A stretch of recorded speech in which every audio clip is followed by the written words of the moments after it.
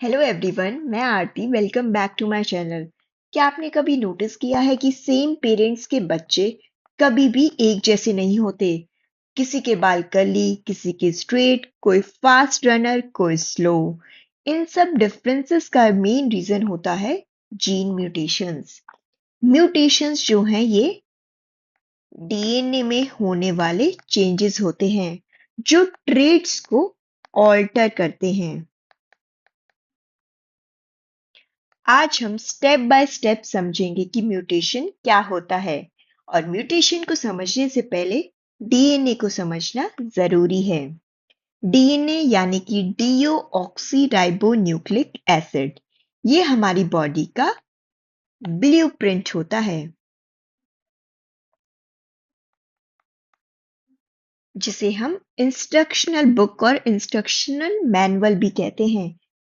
जैसे एक बिल्डिंग को डिजाइन करने के लिए जैसे एक बिल्डिंग का डिजाइन होता है, वैसे ही डीएनए ही डिसाइड करता है कि सेल का स्ट्रक्चर कैसा होगा और फंक्शन क्या करेगा।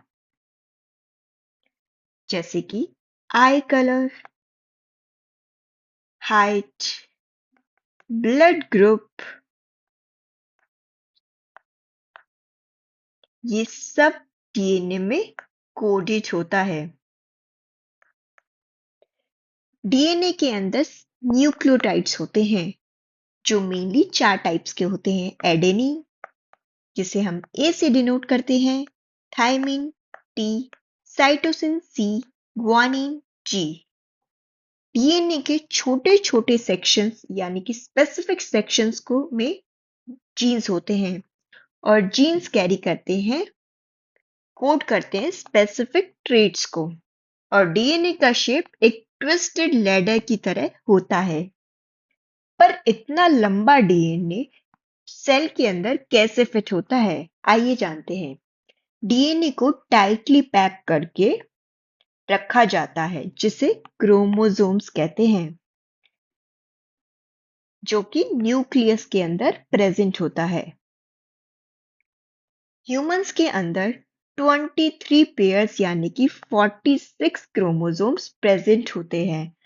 हर क्रोमोसोम्स में जीन्स होते हैं और जीन्स ही एक्चुअल यूनिट्स होती हैं जो ट्रेट्स को कंट्रोल करते हैं। अब जीन्स का मैसेज बॉडी में कैसे काम करता है? जीन्स डायरेक्टली काम नहीं करते। जीन्स प्रोटीन्स बनाते हैं।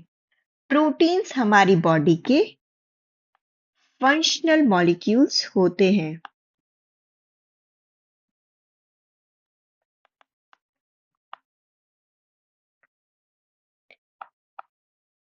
जैसे कि एंजाइम्स डाइजेशन के लिए, हीमोग्लोबिन ऑक्सीजन के लिए, एंटीबॉडीज इम्यूनिटी के लिए। अगर प्रोटीन सही ना बने तो बॉडी का फंक्शन भी डिस्टर्ब हो जाएगा।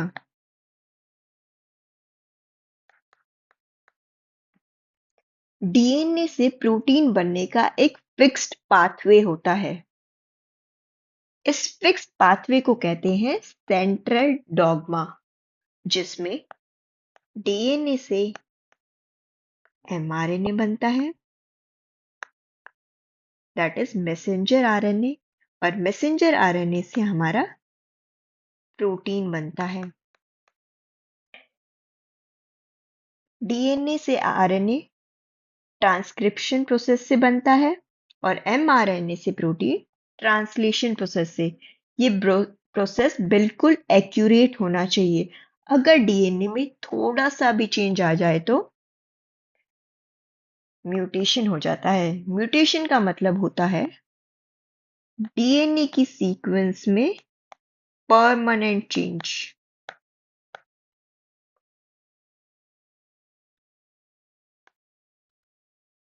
ये चेंज एक न्यूक्लियोटाइड में भी हो सकता है या पूरे जीन के अंदर भी हो सकता है।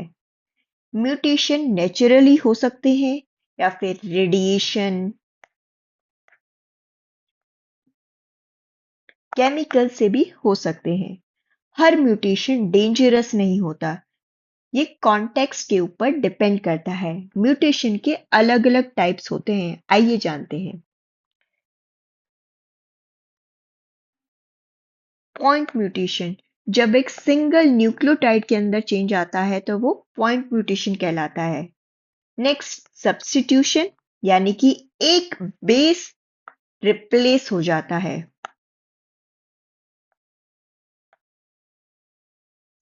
एक सिंगल बेस जो है वो रिप्लेस हो जाता है।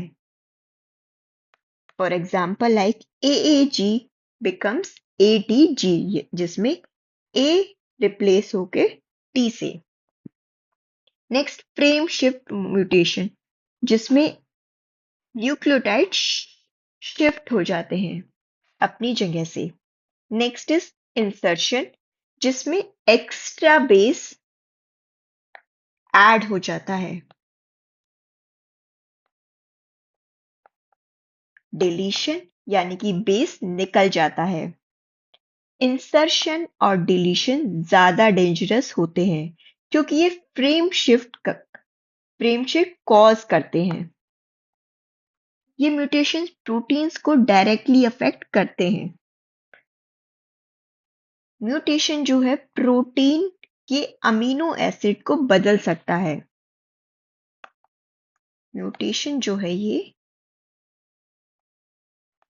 प्रोटीन्स की अमीनो एसिड्स को की सीक्वेंस को चेंज कर सकता है।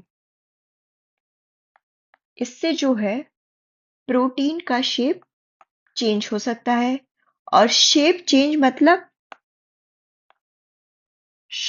मतलब प्रोटीन का फंक्शन भी चेंज हो जाएगा। और कभी प्रोटीन कंप्लीटली इनएक्टिव हो जाता है, कभी पार्शियली एक्टिव,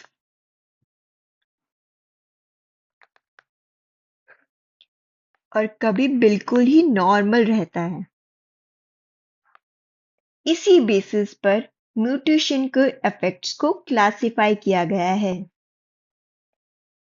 हार्मफुल म्यूटेशंस, ये बॉडी के लिए डेंजरस होते हैं। For example like cystic fibrosis, इसके अंदर जो है म्यूकस थिक हो जाता है। For example sickle cell anaemia, इसके अंदर जो है हीमोग्लोबिन जीन में म्यूटेशन आता है, जिससे आरबीसी की जो शेप है वो सिक्कल शेप्ड हो जाती है।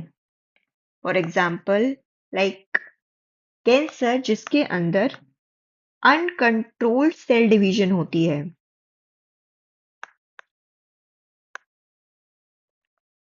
यहाँ प्रोटीन आइदर गलत बन जाता है या फिर काम ही नहीं करता। पर म्यूटेशन हमेशा डिजीज ही नहीं देता। कुछ म्यूटेशंस बेनिफिशियल भी होते हैं, जिन्हें हम बेनिफिशियल म्यूटेशंस कहते हैं। ये ऑर्गेनिजम्स को सरवाइव करने में हेल्प करते हैं। फॉर एग्जाम्पल लाइक बैक्टीरिया में एंटीबायोटिक रेजिस्टेंट, ह्यूमंस के अंदर लैक्टोज टॉलरेंस होना,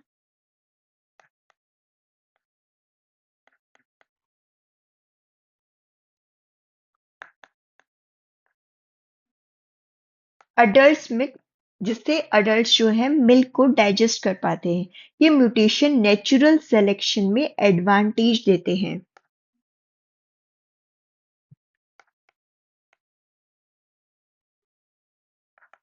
और कुछ म्यूटेशन का कोई विजिबल इफेक्ट ही नहीं होता, जिन्हें हम न्यूट्रल म्यूटेशन भी कहते हैं।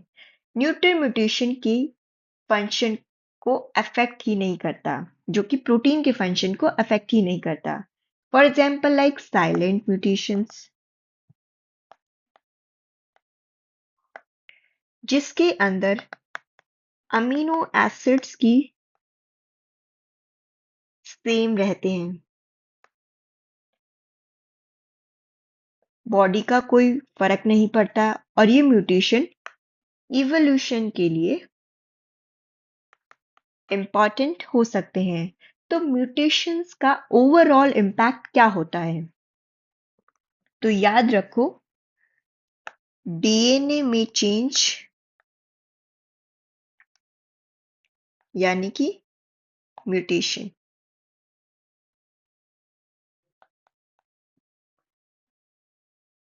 म्यूटेशन होती है प्रोटीन के अंदर चेंज होने की वजह से,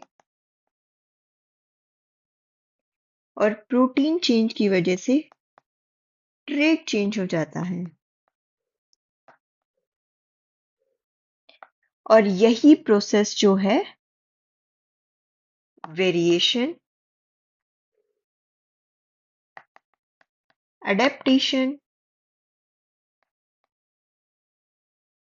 एंड इवोल्यूशन को ड्राइव करता है।